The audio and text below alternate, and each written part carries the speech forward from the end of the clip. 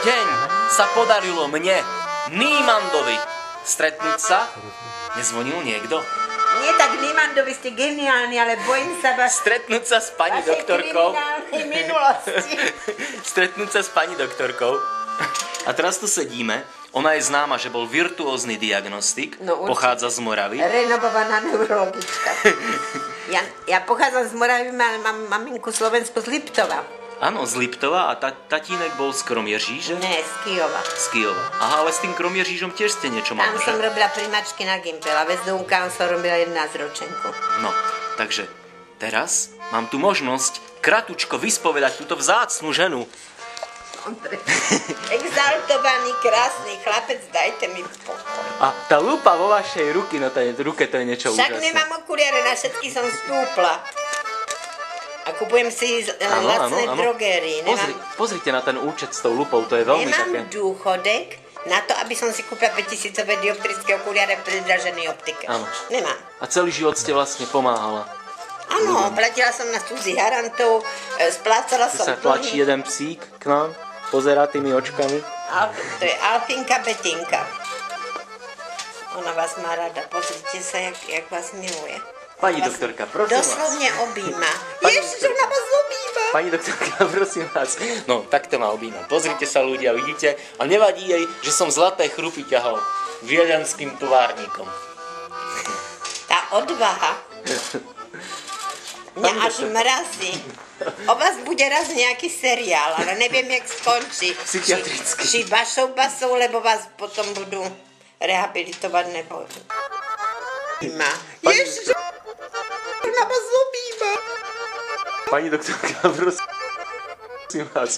No, takto ma objíma. Pozrite sa ľudia, vidíte? A nevadí jej, že som zlaté chrupy ťahol viedenským továrnikom.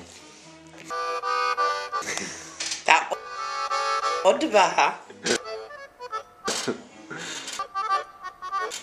mňa až mrazí.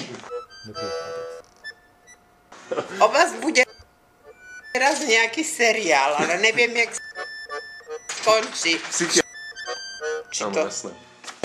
Či Prosím vás, ako na tou basou, lebo vás potom budú rehabilitovať, nebo...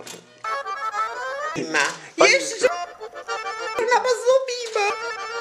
Pani doktorka, prosím vás. No, takto ma objíma. Pozrite sa ľudia, vidíte? A nevadí jej, že som zlaté chrupy ťahol viedenským továrnikom. Tá odvaha mňa až... Budete s rukami. Nad nami zaujímavý obraz.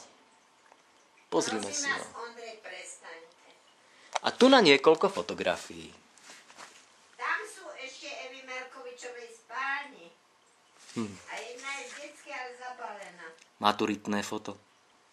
Herca, ktorý rozosmieval roky.